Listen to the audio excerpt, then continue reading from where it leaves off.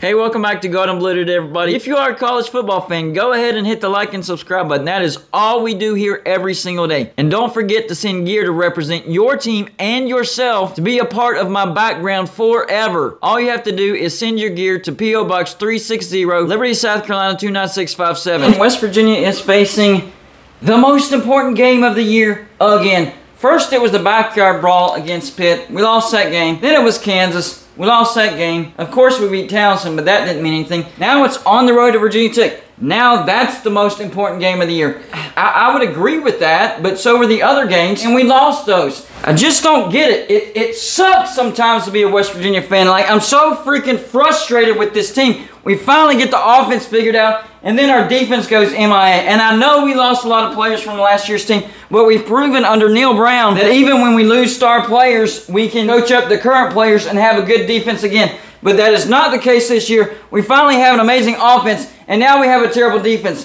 This sucks. This needs to stop. I am done with this. This has taken years off my life. Losing at the backyard brawl, that's one thing. But then losing to Kansas at home, I can't handle this. If we lose to Virginia Tech, I am going to flip out. I promise you that. This is most definitely a must-win game for West Virginia. If West Virginia loses this game, we're not making a bowl. This is the worst team that's left on our schedule. And West Virginia is ranked #1 as far as strength of schedule remaining. We have a tough remaining schedule. The good news is Virginia Tech is really, really bad. They definitely are the worst team that's left on our schedule. But we have to beat Virginia Tech. Our defense needs to show up. Our offense has been fine.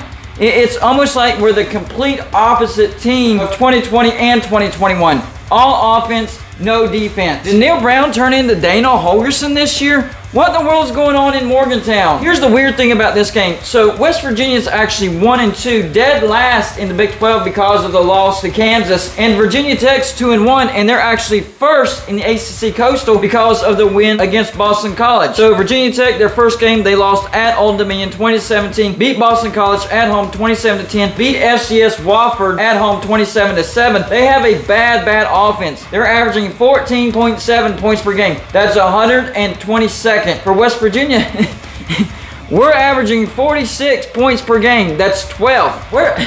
That's amazing. But the bad thing is the defense is terrible. We're allowing 33.3 points per game, which is 105th. And yes, we've played some pretty good offenses in Pitt and Kansas, but still, that's bad. And for Virginia Tech, they're allowing 12.3 points per game, which is 18th. So they look like a pretty good defensive team, but the knock on their defense is they played Old Dominion, Boston College, and Wofford. So they haven't been tested by a real offense.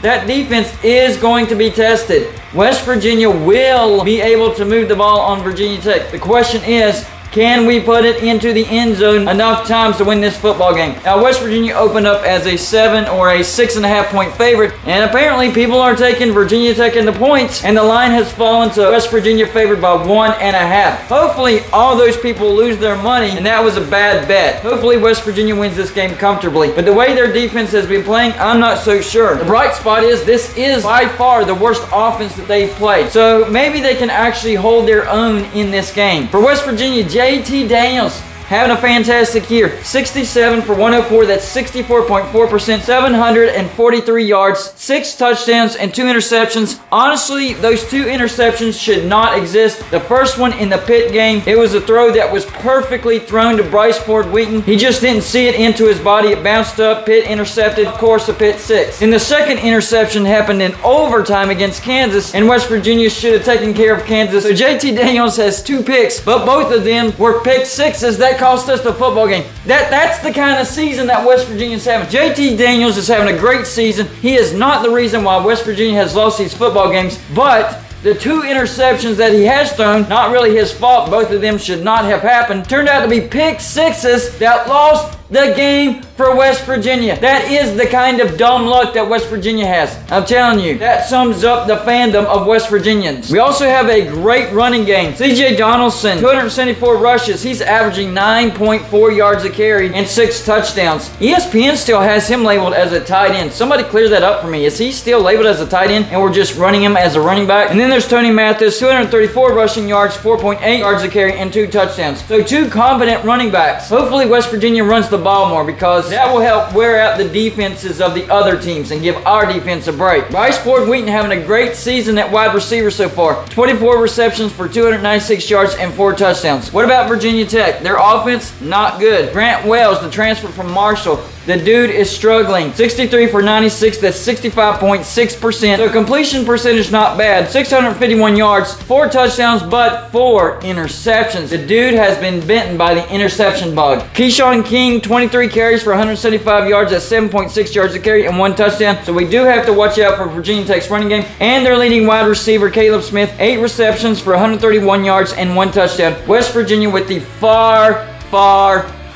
superior offense in this game, but Virginia Tech might have the better defense. And I say might have because they haven't really played any good offenses. They will play a good offense against West Virginia. So like I mentioned earlier, this is the worst team left on West Virginia's schedule. Here's how it sets up after Virginia Tech. We go on the road to number 22, Texas. That's a tough road game. Winnable, yes, if our defense shows up, but still a very tough game. After that, we finally get a bye week, and we get number 17, Baylor at home. Baylor is looking more and more beatable as the weeks go on, especially their offense. I think Baylor has a good defense, but not a great offense. That's a winnable game if our defense shows up. After that, on the road to Texas Tech. Texas Tech a little bit better than what I was expecting. TCU at home. Same thing with TCU. I thought TCU was going to take a massive step backwards this year. So far, that's not the case. They've actually taken a step forward this year at Iowa State. And the story repeats itself again. I thought Iowa State was going to take a step back. They've actually taken a step forward. And that's a tough road environment. We come back home to number 6, Oklahoma. And I'll be honest with you, Oklahoma has looked like a playoff team. That's going to be a tough game, even though it's in Morgantown. After that, Kansas State at home. Now, that's a very winnable game. Kansas State just lost to Tulane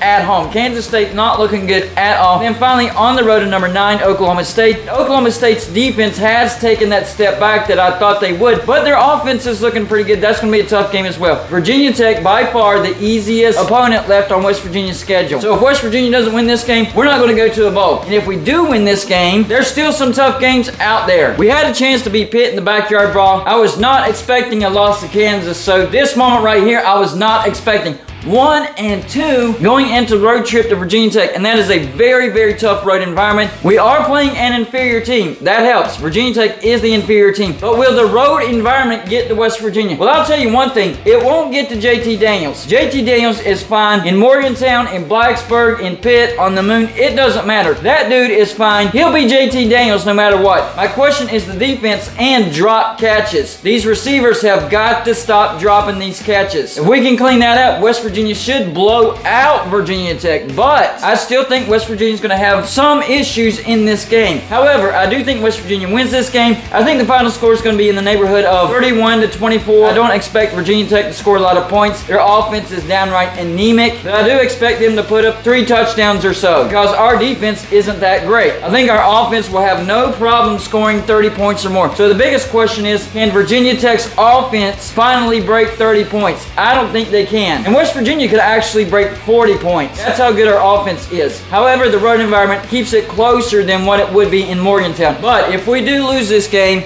that's the end of the season. It's over, and it's time to say bye-bye to Neil Brown. Honestly, I've already said it's time to say bye-bye to Neil Brown. I am sick of these mediocre seasons. We finally have a great offense, and now our defense absolutely stinks. Turn it around now, Neil Brown. Right now, or you're gone. And yes, I will be live streaming this game, so if West Virginia loses, you'll get to see me flip out once again. Well, y'all let me know in the comments section, who do you have in the Black Diamond Trophy rivalry? Do you have the home team Virginia Tech, or do you have the road team West Virginia? That's all I got for you for this show. Like and subscribe if you haven't already, and I'll see you on my next show.